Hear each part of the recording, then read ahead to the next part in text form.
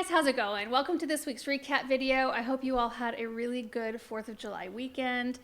It's getting hot here. It looks like we are going to be in the 100 plus. Oh, do you hear that? That's Bethany. Bethany is loading up the very last of last year's potatoes and onions that we have in storage because we're about ready to start harvesting for this year to take to her pigs. It's so awesome that she's got such a operation out there where she can utilize whatever we have here that we can't utilize. She either utilizes it or finds somebody to utilize it, and it's awesome. We have a 112 degree day on our forecast, which will probably change, I'm guessing, when we get closer to it. But listen to this lineup: 100, 102, 102, 106, 108, 112, 111. That sucks. Yeah, can we just take that whole week off? Well, we will power down. At that point, you really don't do as many projects as you do. Keep things alive. Yeah, make sure that everything stays alive. Oh, that is the worst. Summer's not my favorite. Not that part of summer anyway. No, the very first part, I suppose, is okay, and the very last part is okay, but the middle is the worst. It's kind of like the middle of winter. Would you say we have like 4 months or so here that are pleasant? Out of the year? Yeah. No, there's more than that. You think so? We usually have March, April, May, and then usually September, October, November, and part of December most of the time. I'd say half the year is pleasant. The rest is a little iffy. Yeah. So I don't know. I appreciate having the 4 seasons, though. I mean, we definitely have 4 very distinct seasons, and I think I would miss that if we didn't have that. Certainly do not want to garden all year round. Yeah. Not how we garden. The break. Yeah, we need the break. So I do appreciate that. So I don't know. There's good and bad about everything. So in those nice months, we're just wild busy. Yeah. So you could say, I wish we were slower that time of year to really sit and enjoy it. I don't know. Anyway, let's jump into the videos from this last week. First one was Planting 2025 recipes. And so those are the recipes that Proven Winners puts together. They have usually 3 or 4 or whatever national recipes of the year. And it's basically just to give everybody ideas on plants that you can put together, things that will they've trialed that will do well with each other most of the time. I mean, depending on your area, you might experience growth rates just a little bit different than in another area. But largely, they are arrangements that should do really well. So we planted 4. One was for full shade, one was like a part shade or all the way shade, and then 2 were for full sun, and we placed them out in the landscape. It turned out really pretty. So Sweetie said, I know this is a little off subject, but I just planted some hollies and I saw roly-poly bugs in the roots. So I'm wondering if they could kill my trees. I don't usually worry all that much about roly-polies except for around some of my vegetable plants. They usually only feed on like decaying things, like dead and decaying things that are already in that state. They will sometimes eat your plants, and I noticed some roly-poly damage like on my cabbage plants, maybe on some of my greens, things like that, but everything else in my garden, I usually don't bait for them, just in my vegetable areas. Julie said, fun pots, regarding your drip, what is the next size up from 1/4 inch? You mentioned you added more because of your hard water clogging, but would a larger tube have a larger drip holes, making the clogging issue less frequent? There is no 3/4 inch, there's nothing between half inch, and 1/4. I don't know. I think the 1/4 inch plugs up more than the half inch, but the drip emitters are the same size. It's just the size of the tube. It might be smaller. It's possible that they're smaller or different types of emitters. I don't know. We already are noticing some clogging issues on the east side pots, and we put brand new drip in there. And in fact, Erin went in after and added, which I'm glad you did.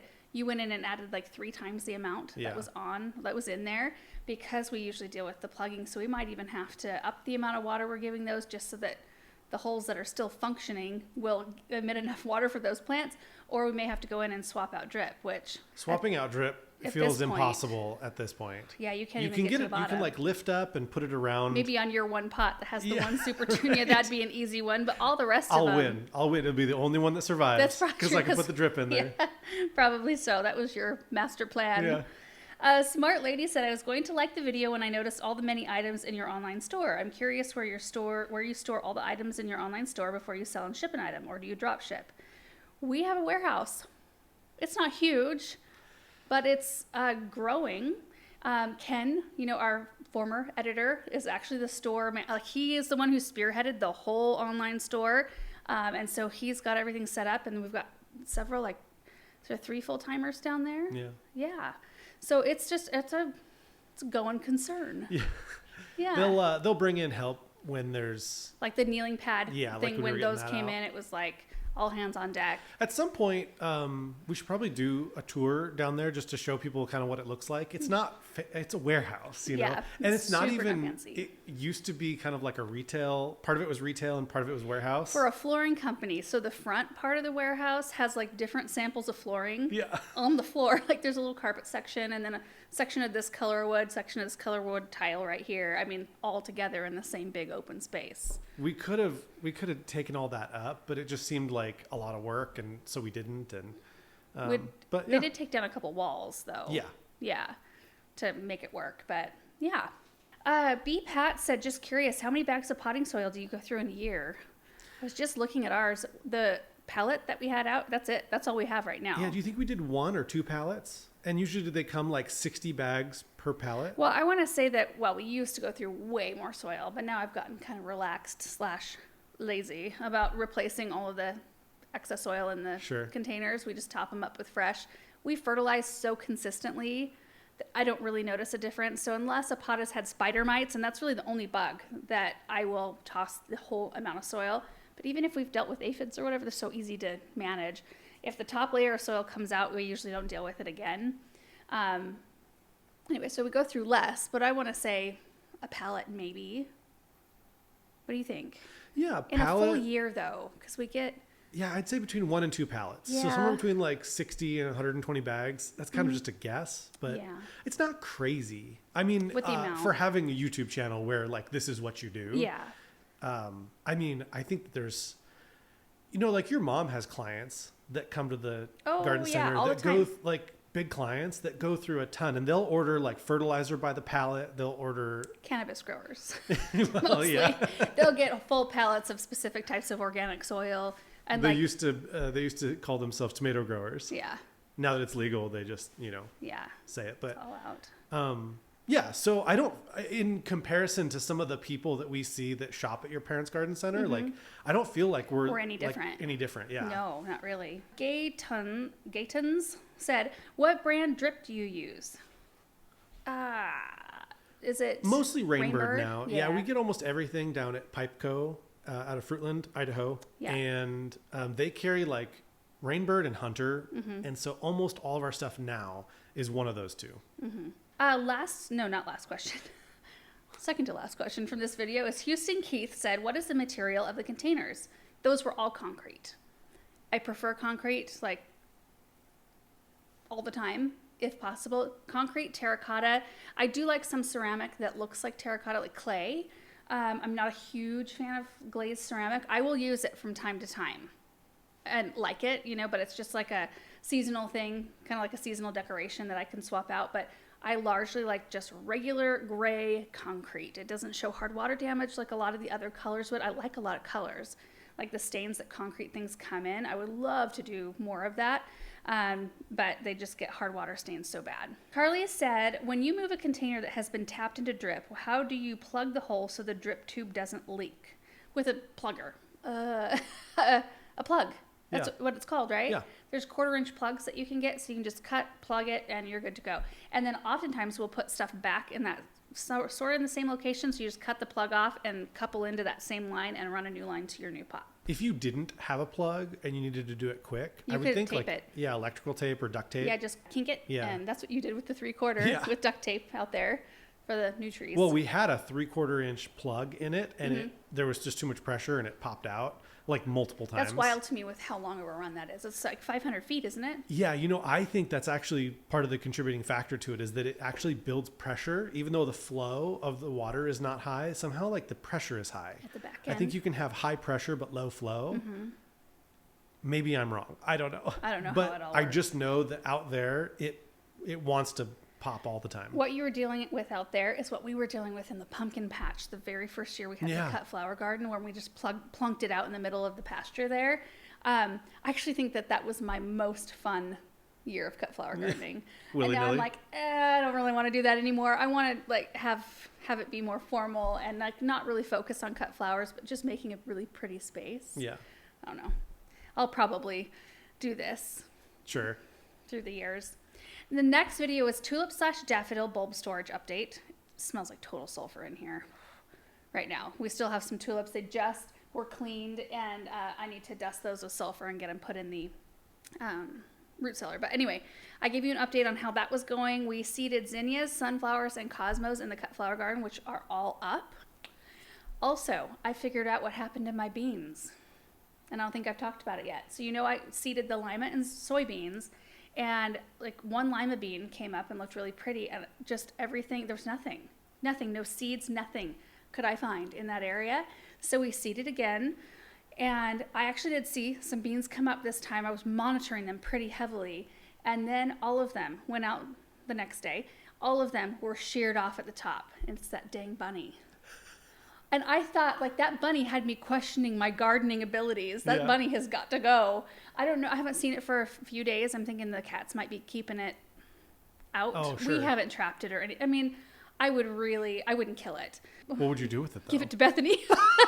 Bethany, take this bunny out to your house. Her kids would probably tame it and keep it as a pet. Anyway, it's so cute. And I love the look of bunnies through gardens, but I've never had to deal. I've seen a rabbit in our garden before, a little brown one like the one we have seen recently. And it just kind of disappeared. Yeah. So I'm kind of hoping that's what happens with this one, and I don't have to actually deal with it. It has eaten nothing else out in the garden, but my bean crop was completely decimated, and the kids and I ran the bunny out of the garden like that evening. We ran it out and ran it under the fence. So anyway, that kind of made me feel a little bit encouraged, like I'm not a crappy bean grower.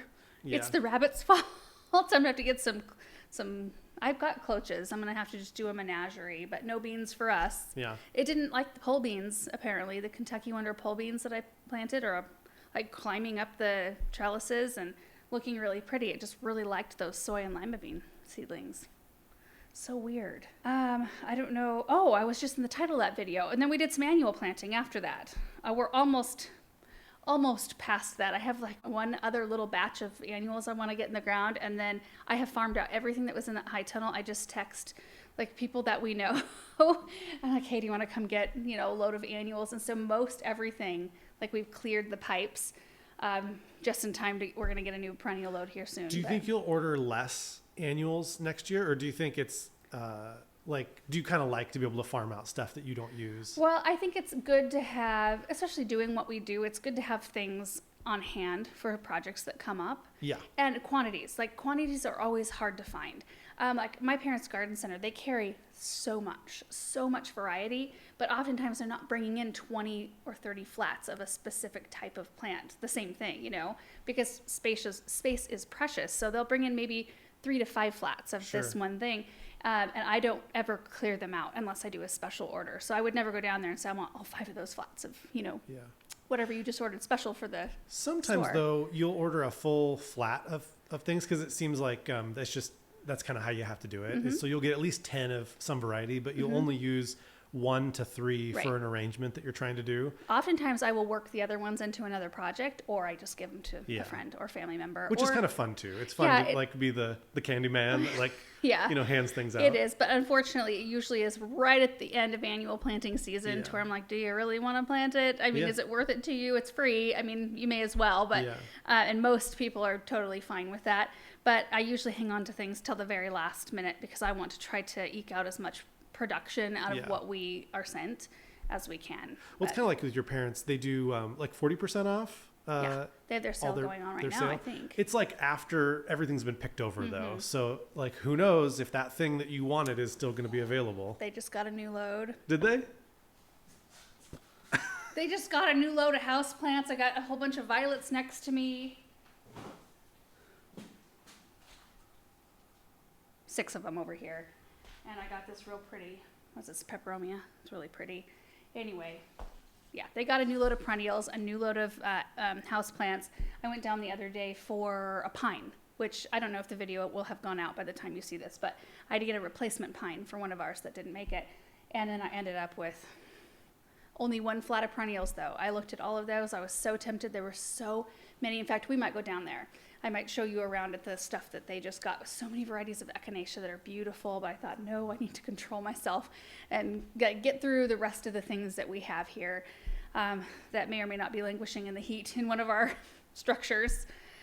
Anyway, Steph said, I have a patch of daffodils in my raised bed veggie garden and I'd like to put them in my new landscaping. Can I dig them up and plant them right back this fall in the same day? You can dig them up right now and plant them where you want them. Totally fine. Or you can do it in the fall. Paula said, can you show us how you add drip irrigation to these areas that are mass planted like you did toward the end of the video? You showed what you would connect to, but would like to see how you water each of these plants. So what happens is I usually take a picture right when I'm done planting it and I send it to Paul.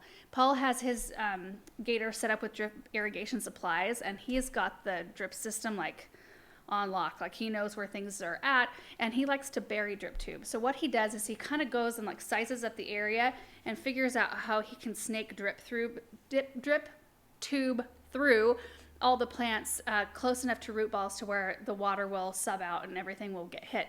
So then he'll kind of trench with a trowel through the area and then tuck in drip tubing, and it's just kind of a grid through the whole area. There's really not that much to it. You're just dealing with like 1/2 inch drip tubing, which, you know, that's just pretty standard, depending on what brand you're getting, but it's all 1/2 inch. And then you've just got the connectors, and you need elbow connectors, you need T connectors. T's and enders are mostly, I think, what you're you need using. Straight connectors too, because occasionally. Usually those are repairs.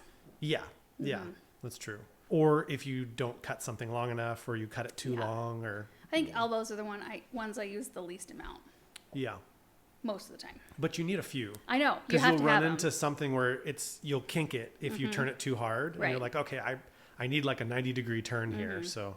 Heaven on a Stem said, no issue with birds eating your freshly planted seeds. I never have, and that's why I was questioning the whole bean seed thing, because I thought the birds go out and right now they're eating all of our blueberries, but they have never bothered the seed. And I mean, all of the zinnias and everything we planted here being up already, we've had no issues thus far, and no issues with the rabbit thus far with those. 2 Corgi Mom said, where are your green stalks? We didn't see them when you were watering the greenhouse. I have a newer green stalk and would love to see how yours is growing.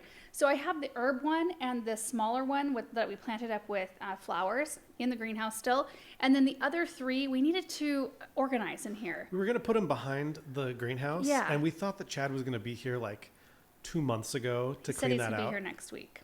We'll see. Well, I understand. He wanted to wait and do the gravel all at the same time. In my mind, you know, like I'm not an excavator. Yeah. I don't think through these things. And so it makes sense that that's like the last thing he has to do. I thought it was going to be one of the first things he was going to do. So I think the plan was we were going to keep him out there, but then remember we put him on the pallet? Yeah, we did. We put the 3, they're one with herbs and 2 are with strawberries. We put them on a pallet and we were going to leave them right behind the greenhouse. The reason we moved them out to begin with was because I think the plants will do better outside, 1. But 2, we needed to make room for the load of annuals that we were expecting. And I needed to put coleus and sweet potato vine in particular in here because this greenhouse is heated. And it was supposed to be like 38 or 37 or something like that the day that we got our annuals. So we moved those out, and they're on a pallet on the other side of the barn, just sitting out there perched. Not looking the best. They're not bad. They're still producing a lot of strawberries. They're not looking the best just because they're covered in dirt from this project. So we thought we were going to put them right back. Like, oh, Chad will be out here and he gets stuff done fast. It'll be like a week. A couple months later. Terry said, I love, love, love all this. Your garden is gorgeous. Thank you. However, I really need to know if you ever take a vacation. Do you guys go on holiday for even a long weekend? I got worn out thinking about how much work you do each day. We don't vacation all that much. We did do a staycation in Boise a couple weeks ago with Aaron's family. We were just there for one night. You and I will go to Boise for the night occasionally. Yeah, we've done that. We did that like 2 or 3 times this winter. My parents will keep the kids just for one night. Aaron and I get out and go to Boise, and it's like sometimes we just go to the hotel room and DoorDash food and just like sit and quiet. And we usually get a nice hotel room. And I had put the fireplace on and just like relax. Yeah. And sometimes we go, like we went and stayed a night because we went to a Christmas concert in Boise, and then had dinner and that sort of thing. And the kids, we took them to the coast last fall. We flew over to the Oregon coast and it was beautiful. Benjamin is so excited for the 4th of July tomorrow. He's just like... He's big time excited. Oh my gosh, yeah. Not that has anything to do with vacation, but get worn out thinking about how much work you do each day. I actually like doing the work. When it's so hot like it's going to be, it's not the best. I'm going to have to try to shift my day, and because I stay up way too late, and then my day starts a little bit later. So I need to shift that to where I'm going to bed earlier, getting up really early and getting my work done, because it does go down into the 60s at night. And I think that's why our plants and we survive, because we get a 40 plus degree break every single night. So it does take a little while for that heat, for it to get hot during the day.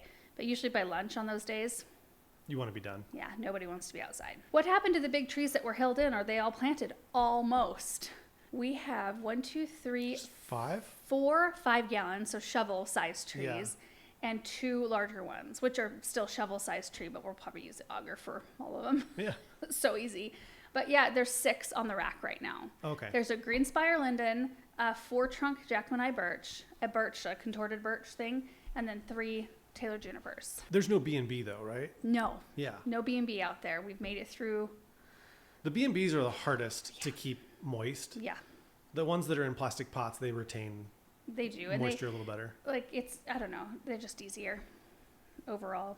All right, next video is using some new 2025 annuals in projects. So that must have been July the 1st that we got to put that out. So we had the brand new annuals for a while. Not long though. Not a tremendous amount of time. 1 or 2 weeks? I think I filmed this video like a week before it went out or more. Yeah.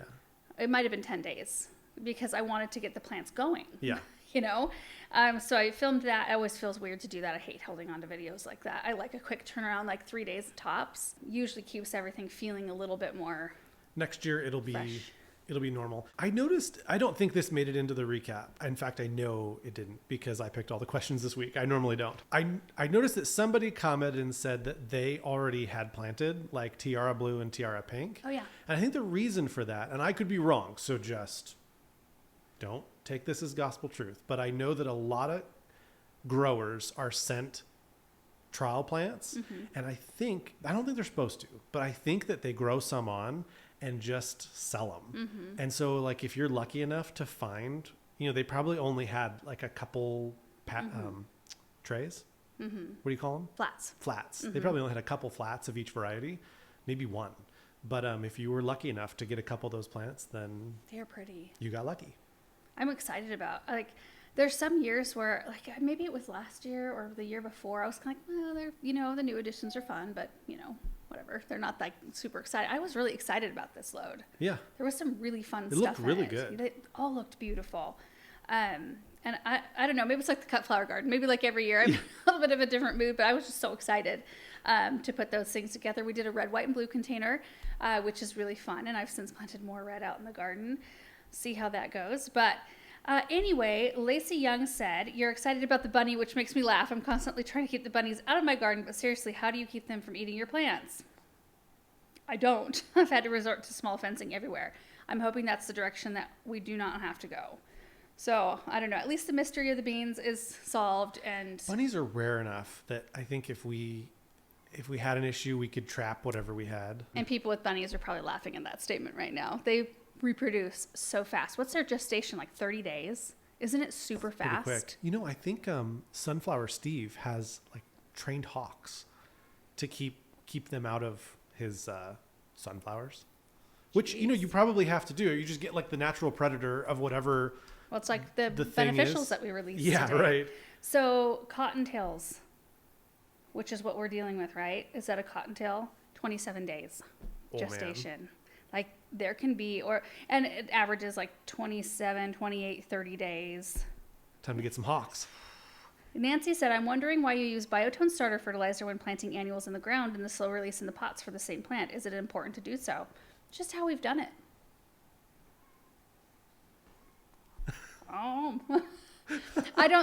For one, the slow release, I don't know. It just has always worked really well, but I can't stretch it in the ground.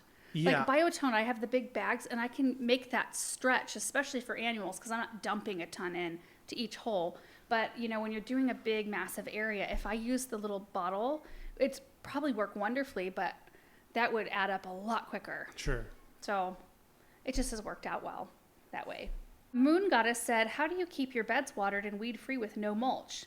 Well, we have mulch. We do what? We have mulch. Well, but it's not traditional mulch. It's compost. It's kind of like mulch. here's how we do it. You hire somebody named Paul and Bethany. We actually do have a part-timer here for just a couple of months. Her name is Grace, and she's actually has done swim lessons with the kids, and she worked at a local garden center, and she just wanted a switch. Yeah. So we knew her and we like her, and so she came to work for just a couple months, right? Yeah. Like it'll be end of August or beginning of September or so. So she's been helping with things like that. Anyway, we do a lot of hand pulling. We do spray in areas that are graveled, so gravel driveway, like between stones that are too close. You know, when you try to pull weeds out and they just pop off and they grow right back. Those types of situations in between bricks, we will spray that sort of thing. And we usually use the Captain Jack's Deadweed Brew for that. So spray for that, which is a huge portion, and then hand weeding. And they keep it on such a rotation that it really never gets out of control.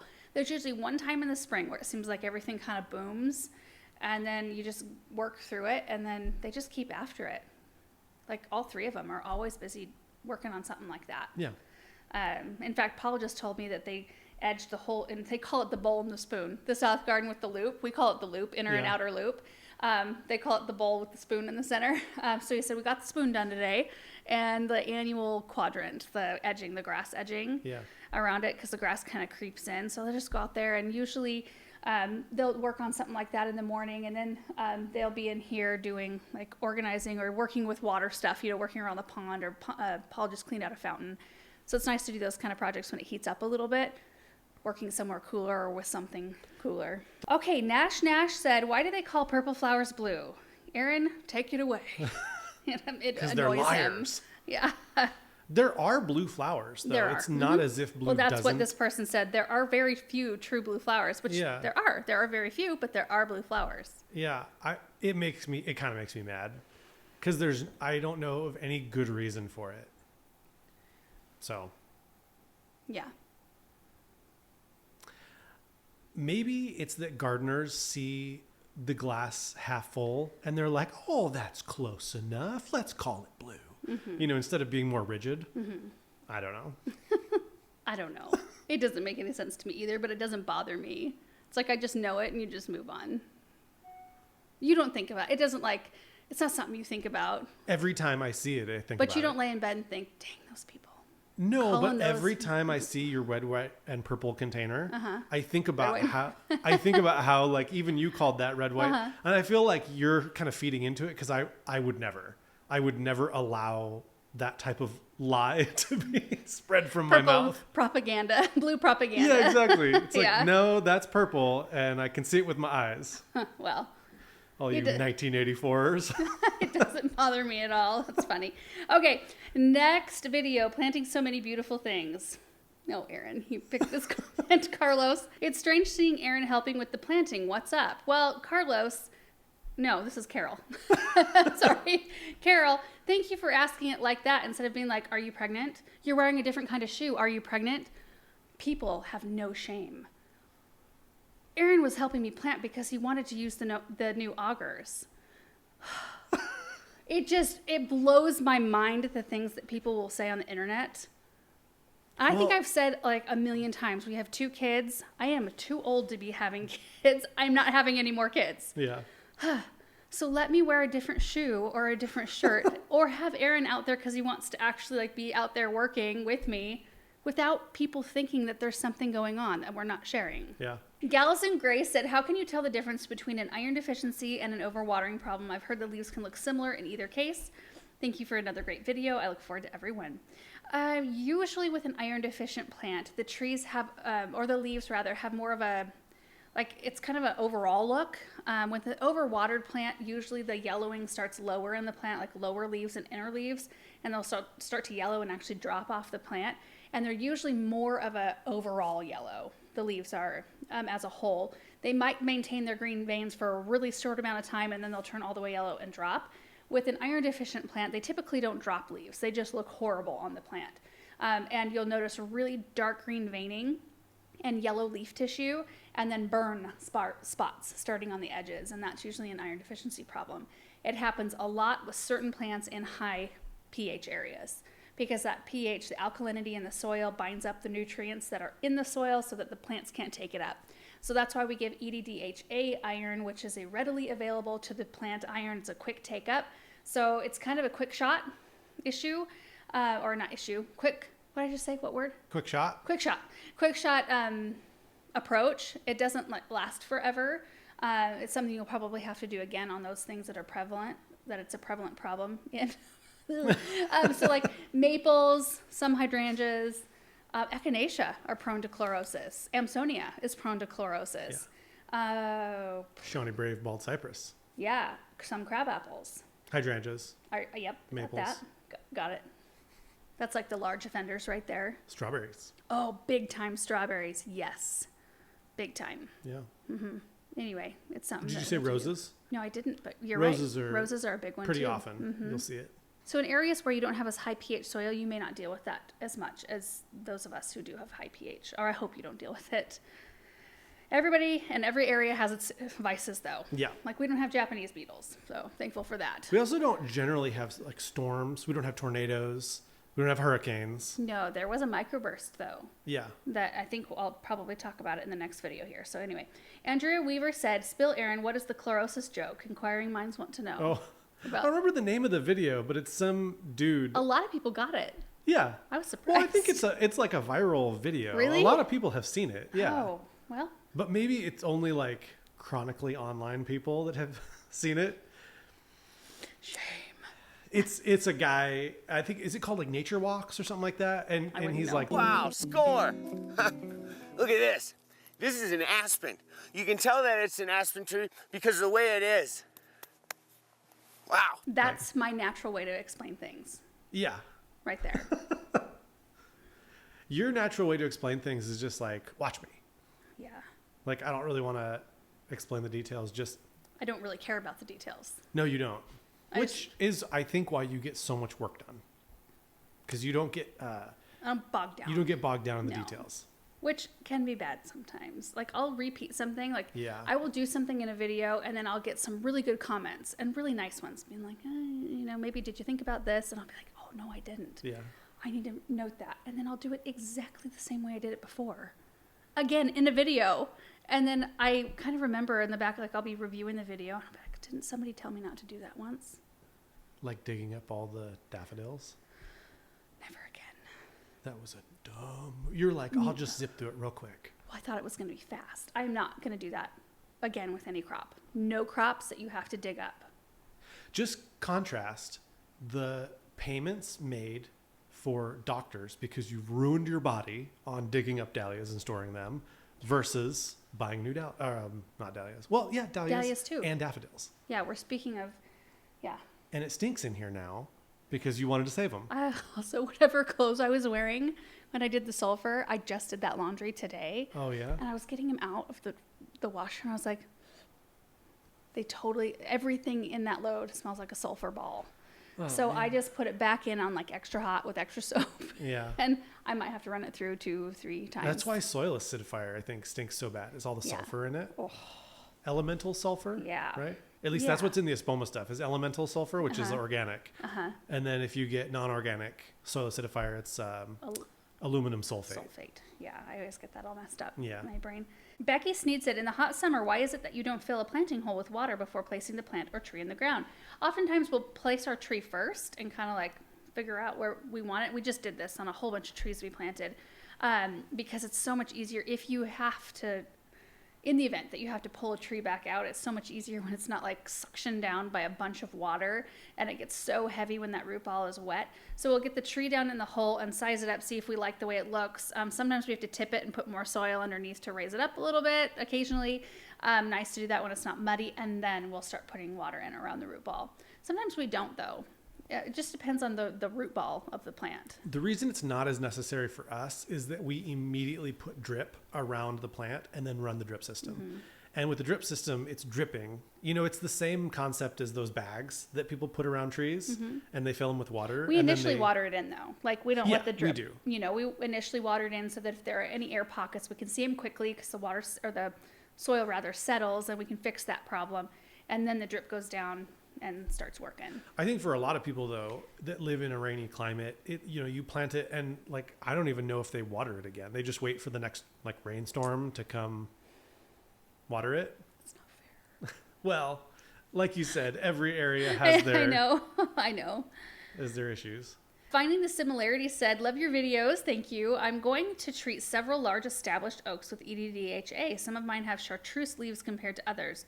Would you treat an established tree any differently, i.e. spreading the iron farther out from the trunk? Yeah, you might have to use a lot, and you might have to go a distance.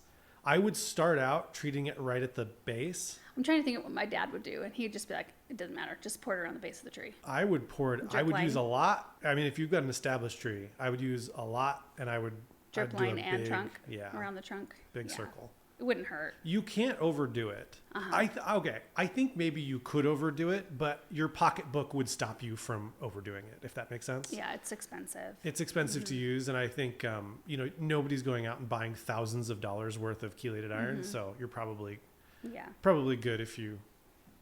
Yeah. When do you know you need the EDDH iron versus another kind, which is the EDDTA, not the HA? My aronia shrub and dogwood tree are chlorotic. Nice having air and help plant. I'm sure it goes faster. It does go faster. If you have more acidic soil, you can probably get away with the EDDTA. And it's cheaper, isn't it? I think it's cheaper and it would probably work just as well. But if you know that your area is high pH, then you got to have the other stuff. Yeah. Judy said, beautiful tree. How long do the drills last when using the augers? Are you mean like battery power? The battery in the drill? The drills should last a long time. We've had the same drills like forever. The auger should last a long time. The drill should last a long time as long as you're not abusing it. Yeah. Like leaving it out in the rain. Yeah. Something like, I don't know. But the battery level, I mean, I'm trying to think, like we planted maybe like 50 or 100 arborvitae, and it lasted about 50 holes before the battery ran out. That was in kind of rocky soil at the church. Do you remember that? Oh, yeah. Yeah. So I think I went through 2 batteries planting like 100 arborvitae. I think that's pretty good. Yeah, I do too. Okay, next video from this morning was releasing 3 types of beneficial insects. We had a rainstorm in the middle of it, and then I planted a bunch of red annuals. And it was fun and a little scary at the same time. So we had Bo from Idaho. He is the one who texts me throughout the year and gonna organize the whole thing. They work with a company called Copert. There's 3 companies involved. There's Copert, who is the insectary. These are the people who are like the innovators, I don't know if you could say pioneers, but I think they're one of the largest insectaries that exist. And you should get on their website, honestly. And this is not sponsored. We are paying for the bugs. They sent out the first bunch just for us to try the little packets. But we just had a drone release today that we are paying for because I think it is worth the investment. But you should get on their website. There's naturalenemies.com, or you can go to CopertUSA, I think, .com, or Copert Biological. Anyway, lots of really cool information and videos on there showing you all kinds of different beneficial insects and what pests that they take care of and what part of the life cycle of the bug they eat, because sometimes they'll just eat the larva stage or the egg stage or whatever. It's just a really fascinating thing to me, and I think it's a really worthwhile thing to pursue, because when you try to even just pencil out financially, not only are we saving the ecosystem that our garden is trying to create and saving all the bumblebees and the butterflies and all the good honeybees and things that are out there working, but we're also, I think, in the end, saving ourselves time and money, because you're not having to buy the chemical, you're not having to spend time every single week spraying your stuff, and you don't have to have spray residue on everything. And it's just a good feel, you know what I mean? Yeah. It's just a good feel to try to do it that way as much as we possibly can. And it's really, I don't know. I think for home gardeners, they need to set up, and maybe this is not where they make their money. It's ag is where they make the money, people with big fields, but they need to have a subscription service where it comes in the mail every week or every 2 weeks, and you go spread. That way they're sending you live things, because you can't keep them alive for that long. You have to spread them. They grow them in the lab, kind of on demand. Yeah. So if they sent it to you bi-weekly, and then you went out, and that way you can kind of hit it a little bit before the bad mites get on your stuff, but you're also spreading it, 2 weeks later if the first batch didn't take care of it. The thing about the biologicals is that they have to have a food source. So you really can't do it before there is a presence of the pests that you do not want. Otherwise, they'll just move on somewhere else. So go looking for food. The one cool thing about the Swirsky mite, and I think the Spidex, the other mite that we released today, is that they're a carnivorous type of mite. They're not a plant-eating mite like the two-spotted spider mite. So like we're dealing with mites, but there are good mites and bad mites. And the two-spotted spider mites, they're the ones that create all the webbing on your plants, and they suck sap out and give them that mottled appearance. So these other types of mites, the Spidex and Swirsky's, they eat the two-spotted spider mites, and they also eat thrips. They also will eat whitefly. And then if their preferred food is gone, like they've taken care of all of it, they eat pollen. Like they don't eat leaves. They don't wreck plants. They'll go eat pollen. And you could almost consider them, in a way, a pollinator? The tiniest bit of a pollinator. Yeah. I asked him, like, so I asked if you could consider it a pollinator. And he was like, well, they don't move very far. I mean, I guess maybe like if there's a couple flowers really close together. And then I think they turn cannibalistic after that. Oh, I really? think they'll eat each other. Oh, okay. Now, don't quote me on that. I'm like kind of bringing that out of the recesses of my brain from last year. So that might not be accurate, but they don't go after anything else. It's kind of like this miracle thing. So anyway, that day, Bo brought over a couple of like lacewing eggs. There was predatory bugs. There was those little packets of Swirsky mites that we hung on all the roses, and in the snapdragons and onions, they really target as well. So we got like the heavy infested areas taken care of. And then today, Jake from Theravada. So Bo and I think Jake are kind of like together in this Theravada business. It's the drone business, and they actually do all kinds of stuff. They do like land surveying. They helped search. Remember when that gal went missing in like the Jordan Valley, like wilderness? They flew their drones, like I don't even know how many square miles. So they're helping in search for that, but they also do a ton of beneficial insect applications in fields. That's their main deal. They don't do home garden sort of situations, I don't know, ever, maybe.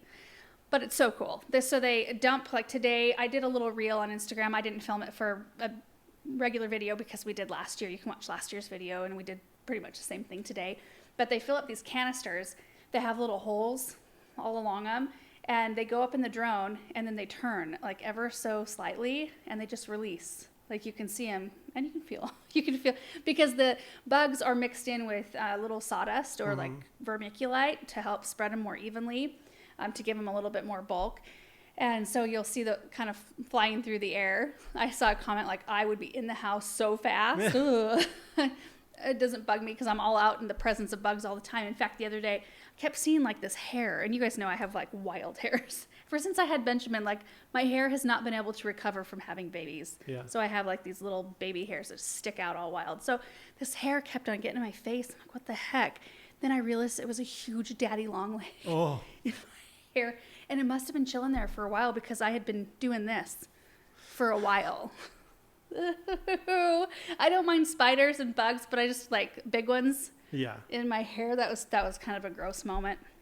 Anyway, so the storm that came during that video, we were sitting in the high tunnel getting prepped to plant some annuals. Do you need to refresh the battery? Yeah. Okay. So we were sitting in the high tunnel, and it was just pouring rain, and it was a little breezy, but not bad, but it just poured rain for a long time. Like it was a soaking rain, and the kids were having a big time. They were going back and forth with the umbrella from the house to the high tunnel. And I stood there and just leaned against the gator and just watched it for a while. But I didn't realize just like 10 or 12 miles down the road in Nissa, a town that's next to us, they had a microburst come through, and it just tore through their town. Trees down, like a ton of damage. People's gardens just laid waste to people's gardens. Fields, yeah, like totally ruined a bunch of onion fields, corn, and I kind of feel like guilty now. Like after the fact, I was like, we got the good part of the storm. Yeah, and I was got just the bad like, part. oh, you guys, the rain, it's so glorious, and like not knowing this whole time that they were just getting, and they got huge hail. I could put myself in that situation. Like, what would we do? Yeah. I mean, you move on, you fix it and you keep going. But what a discouragement. Yeah. I feel so bad for him. Anyway. Althea said, I'm curious as to how the rain will affect beneficial insects you just released. I don't know. Hopefully they stayed kind of put. Yeah. Nobody seemed to be concerned about it too much. Janet said, what an interesting video today. Thank you. Question, are there beneficials that will decimate budworms? They are the bane of my existence. I should ask. I don't know. I didn't see any of that in my reading on their website. But there might be something. I don't know. I'll ask. Jessica said, what's that sticking out of the middle of the mangave at 2436? Well, let's put a picture on the screen.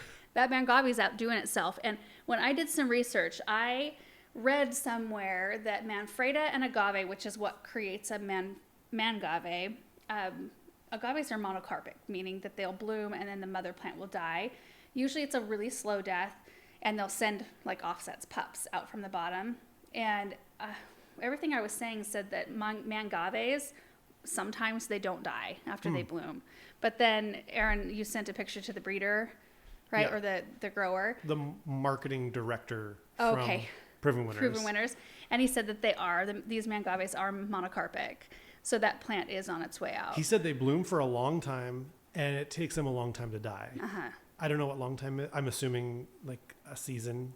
Within a year. Part of me is like bummer, but part of me is like, well, now we don't have to take it out and repot it and bring it somewhere in for the winter. Well, you can repot the pups. I don't see any pups yet. Oh.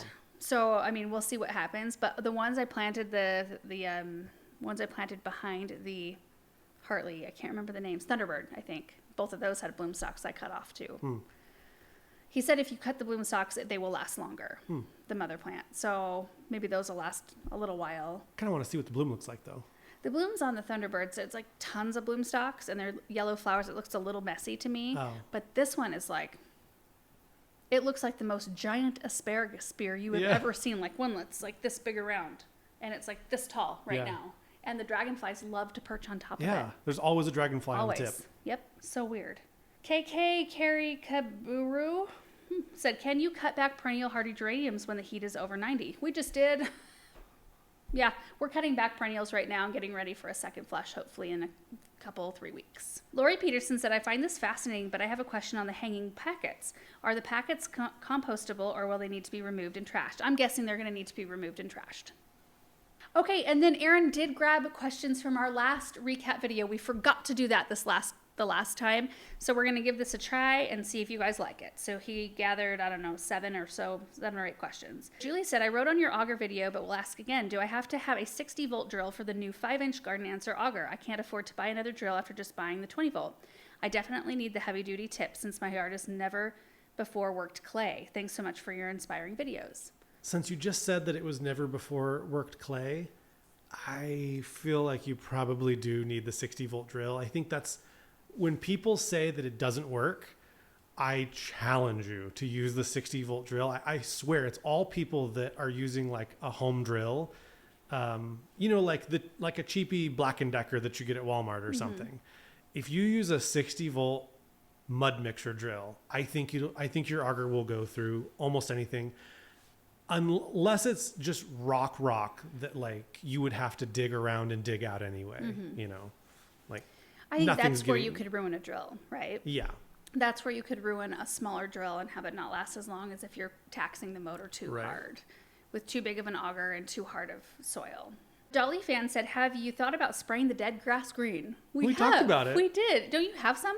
I thought you bought some dye. I bought some brown like mulch dye. Oh. Because where did I find that? Walmart or Home Depot or probably Home Depot. I think I just saw it on the shelf and I was like, oh, I'll try some. And I never did. No, you didn't. And we've had it for years. It would be interesting to spray it green. However, as soon as Chad is done down here, Aaron's got with the fence company, and I think we're going to probably put in the fence for the paddock area. And we are working with a equestrian.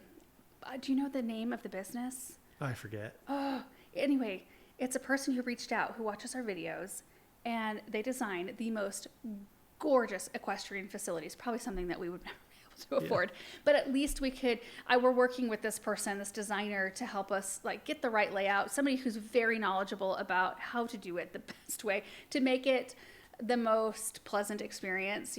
So the horse barn layout with the proper washing areas and tack room and all of that kind of stuff that we're going to need for that space. But it's exciting to even get that fence put in and know where the boundaries are going to be, where the borders are going to be. And there's a lot of space on the outside. I didn't even realize. Yeah. We could make the paddocks a little bigger even. I don't know. I think once the trees... We only are going to get a couple horses probably. Yeah. So we don't need them to be giant, I don't think. No. They'll have multiple acres. Yeah. It'll be like 3... probably not 4, probably around 3 acres for I think, 2 what horses. did they say? Like you need 2 acres per horse if we're going to be supplementally feeding them though. Yeah. So it's not like they only get to graze. Yeah. So anyway, we're learning a lot, but it's exciting. Maureen said, has anyone been able to find the store channel? It's not popping up for me. I'll link it. I think it's just because it's new that it's hard to find.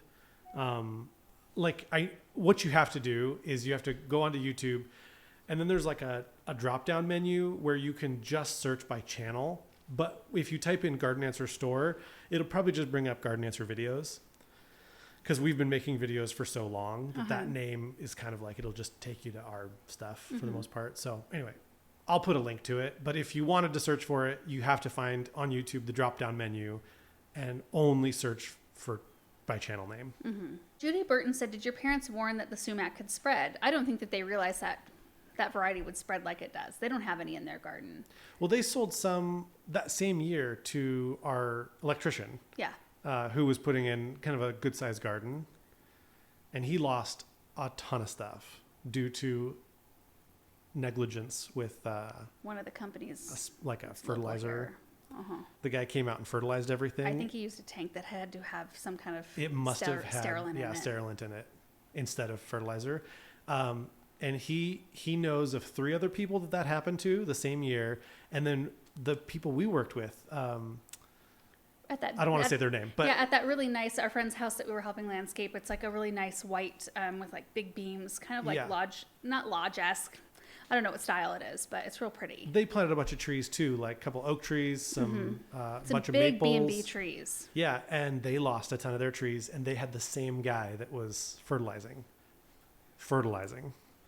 He was doing it by putting a probe in the ground and then like shooting like a liquid fertilizer in the ground.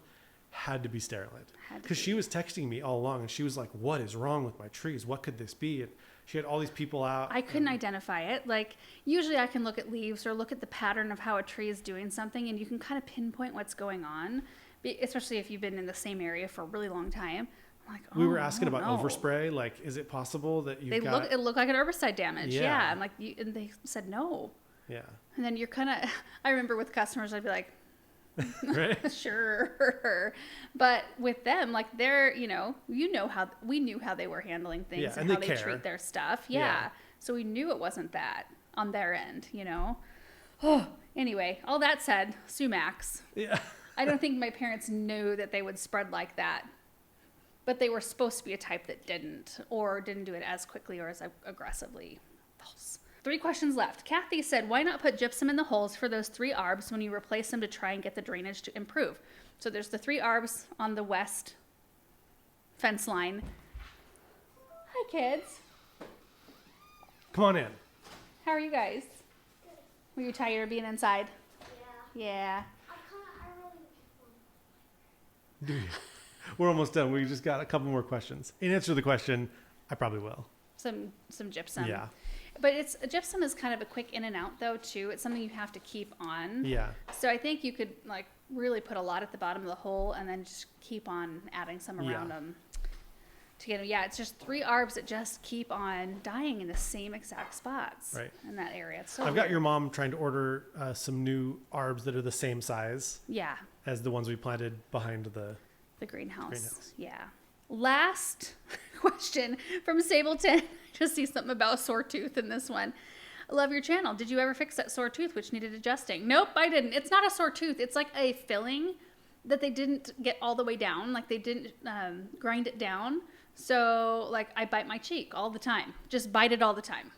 Sometimes worse than others. And sometimes it hurts and gets in the way. I hate going to the dentist. I need to have one of those where they just put me out. They have that. Do they? Yes. I saw a place in Boise. Really? Yeah, there was a big billboard. It's like sedation dentistry. Like that is where I need to go. Because you guys, the numbing stuff doesn't work for me. Like they have to numb and numb and numb and numb. And like 6 shots later, I might be able to do it. I mean, it'll send me like through the roof, the pain from there. And even the sound of the drills now. I can feel it right now. I don't know. It's worth it. I'm just going to keep the high filling. It's fine. For anyone wondering, I see there's like a glimmer of light Oh, I see right here. Yeah, that's from the greenhouse. The sun's hitting it. We normally don't film these. It's almost 5 o'clock. Oh. We don't film these usually that late. I need to go to the grocery store before dinner. I guess, you know what? Oh, that's better. No, it's the other one. There. How about that? Nice. Well, I think that Benjamin really wants to play a game with you, and I think I'll take some out of the store with me. He wants to show me something in Minecraft. Yeah, we're going to go get some ingredients for dinner. And I think that's it for this week. Let us know if you like us answering some questions from the previous recap, and we'll do it again if you like it. So anyway, thank you guys so much for watching, and we will see you in the next video. Bye.